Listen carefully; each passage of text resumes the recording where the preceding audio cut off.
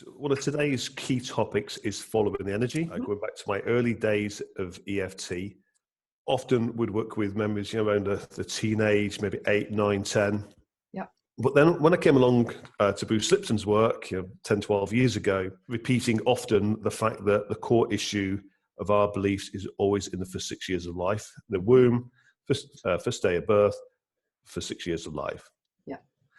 So it made me think we need to get back earlier. Was there a breakthrough moment when it came to following the energy? I suppose, Kate, it was just a progression of the key technique in EFT, or one of the key techniques of chasing the pain. Mm-hmm. The more I worked with Matrix, the more obvious it became that, in that moment of trauma, everything that you feel and sense and smell and taste and emotions, are locked within the echo. That 40 million bits of information a second is locked there. And what's actually happening in EFT is, as we tune into these memories, bit by bit, we re-experience everything that happened that day, and that's what we call the aspects. Yeah. So with that realization, it was just following it back the opposite way. The realizing that when somebody had some energy, in the early days, we'd focus on things like anxiety or depression, where there was like an actual energy in the body. You could feel that. Yeah. We could tune that feeling and just basically chase it back the other way. And that's the way I see it. We've got a whole series of memories in our fields, and depression connects with certain echoes. Anxiety, some other echoes. A phobia, some other echoes. And so as long as we can tune into the energy, we just chase it back. Yeah. So we start off with an issue. Okay. And what I've come to the conclusion of in recent years, where I keep pushing this and seeing how far we can go with energy. Yeah. Yeah. So initially it was big things like depression and anxiety. Mm-hmm. But now we got to the point where when we have pain, like physical pain, even chronic pain, and we can get the colour, shape, texture, type of pain, and that takes us back to specific memories. Yeah. I've had things like, with UK, haven't I, in the past, like allergies. Yeah, we've done allergies.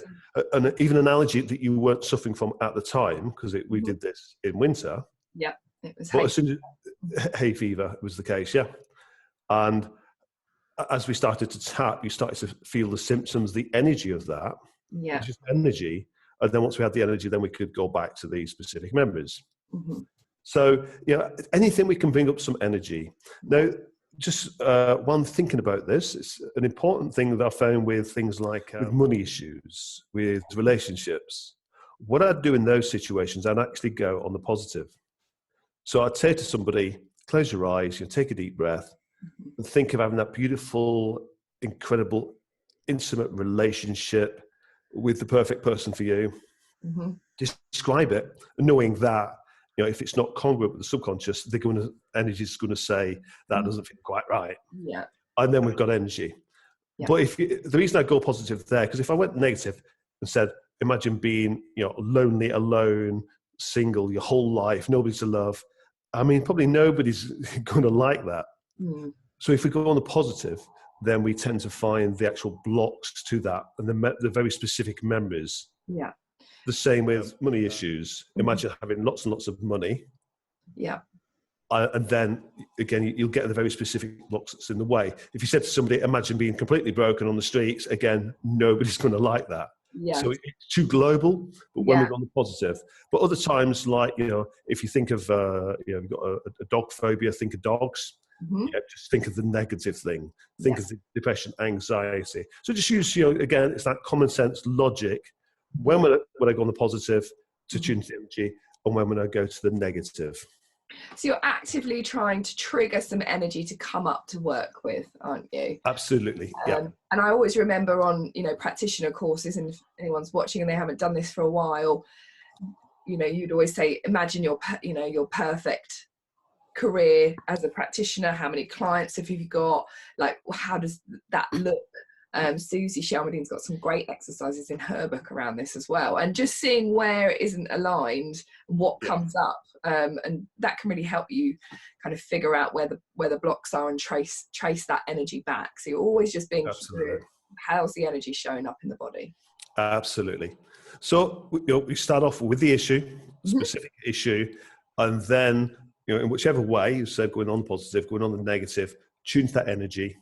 And at this point, we start to tap. Okay. And I just tend to tap through the upper points, so the face points, collarbone, spleen, and then under the arm point. You can't see what I'm tapping here. You can even tap across the wrist. Yeah. At that point, the tapping is to do one thing. It's not to clear the issue. It's to bring in the energy further. That what we see is, as you tap, first of all, it kind of brings that information from the echo back into the body.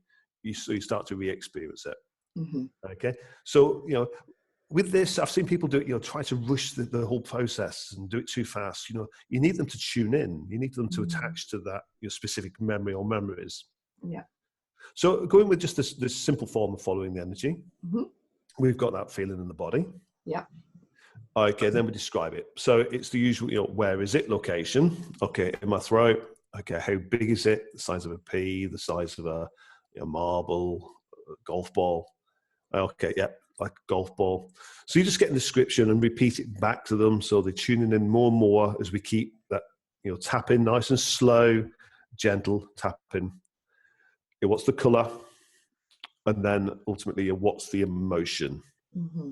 So usually by that stage, they're really tuned into the energy, they're feeling it. Yeah. At this point, I'd then ask them, okay, if there was an earlier time in your life, and I'll go into why earlier and not earliest in a few seconds. Okay. But if there's an earlier time in your life. Now, I found a huge percentage of people can do this. The hardest people to do this, well, obviously, if you've not got the energy to start with, then you're a bit screwed. Yeah. Okay. That's difficult. But say you've got the energy. The hardest people are people that are very much in their heads. So they're trying to figure it out. They're like, I don't know. I said, yep, we know you don't know, and that's okay. Yeah. If you did know. So just like some NLP questions. And, that next level, it tends to help a lot of people. Okay. Or just guess. Yeah. Some people even guessing, I can't even guess. Yeah. And it can get quite frustrating for the practitioner.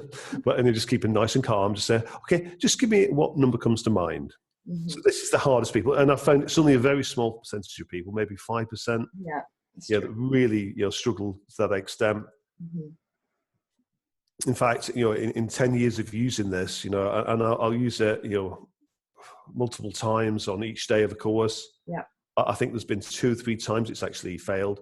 And typically it's been because I've just gone up to somebody in the middle of a class, started tapping, they've gone so much into fight and flight because of the attention. It would just be unfair to carry on with them. Yeah. So I've just said, okay, we'll just leave it there. Okay. Knowing that if it was on a one-on-one basis, you would get there. So it works virtually every time with a bit of patience. Yeah. And you can always pre-frame with, we're working with your subconscious mind here. You're not meant to figure it out. Just relax. Absolutely. And if you feel that you're, a bit in the way and you're invested in them finding a memory, just gently tapping on your finger points to kind of keep yourself out of the way, I think is. Yeah, I find, the more I just let go of that, that need to get there.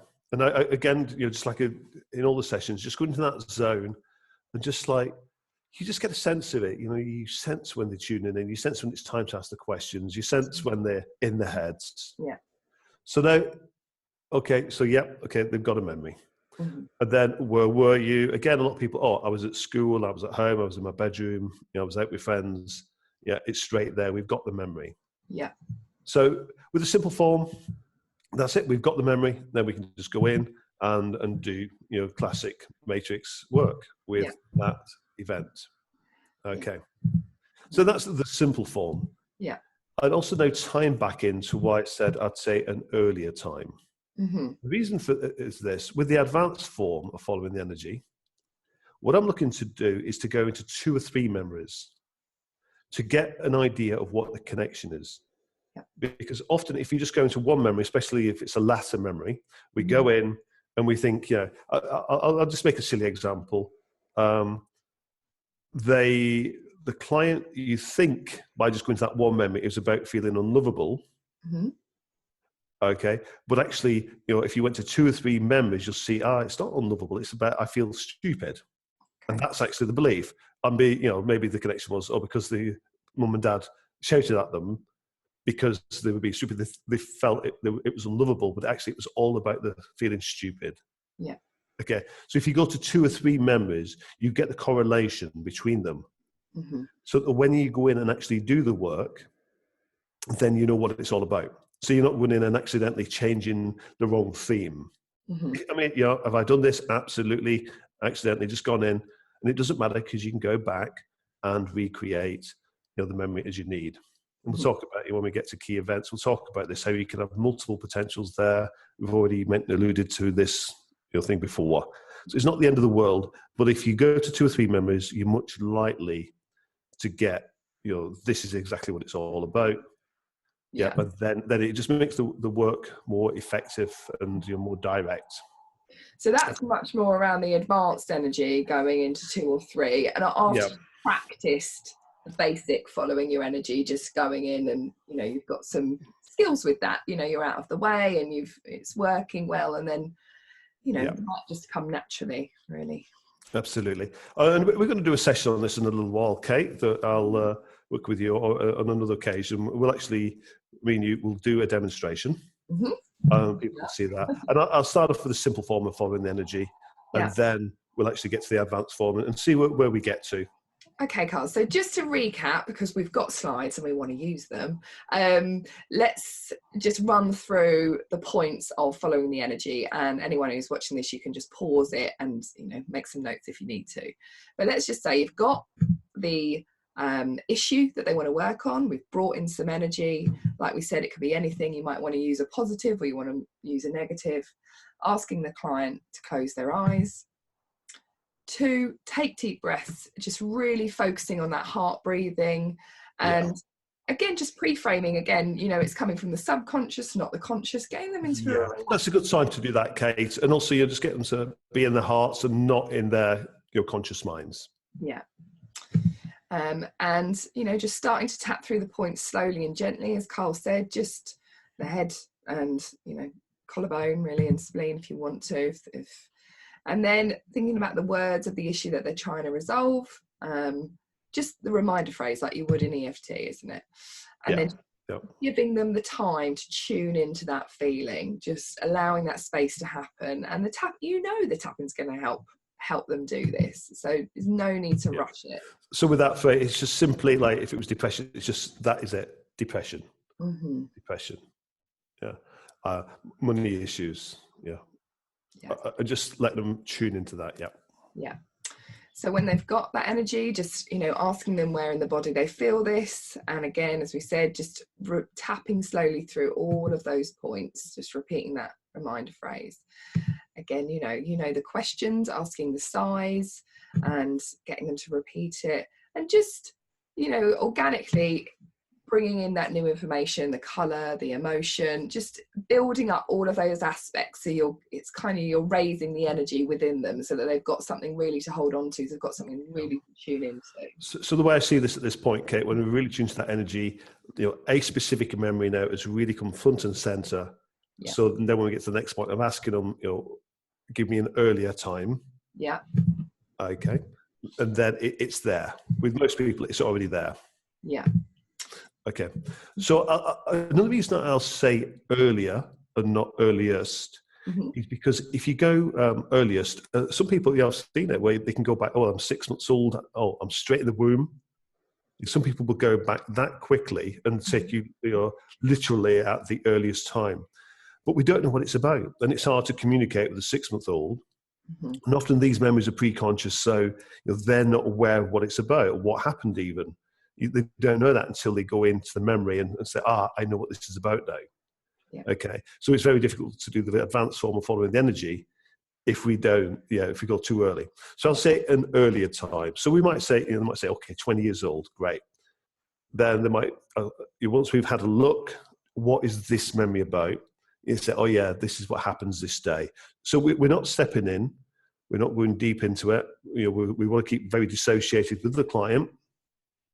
But at this point, what happened? What is it about? Okay, get an idea. Okay, Great. Now I want you to go to an earlier memory. So then we might go to 10 years old. Yeah. And we have a look at that. Where were you? What happened that day? What is this one about? And again, yep, okay. And sometimes just by two memories, it's like, yeah, it's already blatantly obvious. Other times I've been to 4, 5, 6 memories and it's quite complex and not clear. But at least we're getting a good gist of it. Yeah.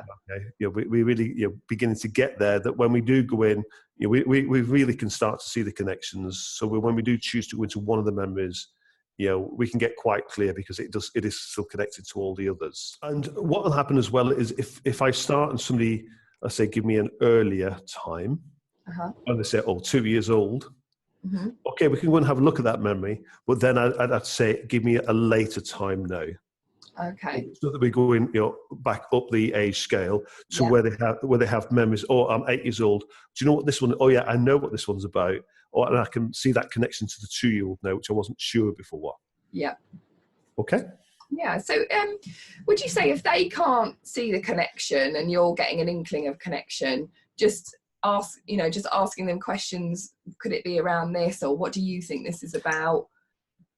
Yeah, as I say, sometimes it's blatantly obvious and we can see it, they can see it. Sometimes they had a previous idea of that's what they were running. Yeah. But so often, you'll go to, 2 or 3 memories and they're like, oh my God, yeah, I see that. My whole life is that. Yeah. And I never realized that before. Yeah. Now, with the question about would I suggest things? Yeah, absolutely. If they don't naturally see it. Yeah. I mean, yeah. I don't think there's anything wrong with saying, like, could it be this? Yeah. Could it be feel it not listened to? Yeah. And I'll just watch them. What do you think it is? Yeah. And just give them some options. Yeah. And I'll say, is it not listened to? And they'll go like, yeah. And you're like, no, it's not that. Yeah. And then you say, okay, is it about not feeling that your opinion matters? And they go, that's I'm not important, and my opinion doesn't matter. Yeah, that's what it is. And you'll see their face line up, the body lights up, and now you've got it. Yeah. They'll know when you go in and do the work, you know exactly what you're trying to change. Yeah. And even both sides of it, that I'm not important, so my opinion doesn't matter. Make in this situation, make them that they are important, and what they say does matter. Yeah. Yeah. Okay. And then, of course, being logical with and making sure that we're not accidentally reinforcing a negative belief. We talked about, if it's about feeling responsible for people, we don't go in and make the echo feel responsible. Yes. The opposite of that would be that they're out in the garden playing and being like a 6-year-old girl or whatever age the echo is. That is the opposite. Having the echo, looking after everybody and tapping on everybody is reinforcing the negative. So don't forget about that important concept. Just think, between you and your client, is what we've done here created the opposite belief. Does this new picture mean the opposite? Yeah. Okay. All right. So I think we've covered pretty much all of this, but just in terms of, I think why I love matrix reimprinting so much is that although it's logical, it's also very creative, and once you sort of gain the confidence, it's like, you're just stepping into a memory and being in that play and what needs to happen here, and then stepping back out, and it's like you're going into these different stories, if you like, these different memories, and doing some work there. So you can stop at any point and do some work with that, with the and that's the important part of matrix is, we are working with both sides of the brain. Yeah. We're working with the logical brain and the creative brain, and of course all the other brain parts, the campus and the amygdala, and we're affecting the neurons. It is quite a complete process, isn't it? From the client having an issue, to being able to identify the underlying memories, the cause, the beliefs, and being able to work through and change those, and then going into the reimprinting process itself, and actually you're sending the information to the body, and then ultimately working with the law of attraction. With the negative beliefs, we've attracted and created all this stuff in our lives. So it's a full process in itself, and that's what's bit by bits come over the years that we have this very full process. Yeah, definitely recap. So thanks, Carl, for sharing all of that technique around following the energy. I will be doing a demo soon, so you can see it in action. Probably need some tissues with me, normally do. And as you said, the PowerPoints, PDF PowerPoints are going to be available in the EFT MRA Facebook group. So if you want the PowerPoints for this to recap, make notes on, then that's where they'll be, in the file section of that Facebook group. Excellent. Okay, thank you, Kate, and looking forward to doing that session with you very soon. Scared, are we? Yeah. You should be. You should be. Yeah. All right. Bye, everyone. Thanks, Kate. Thanks, everyone.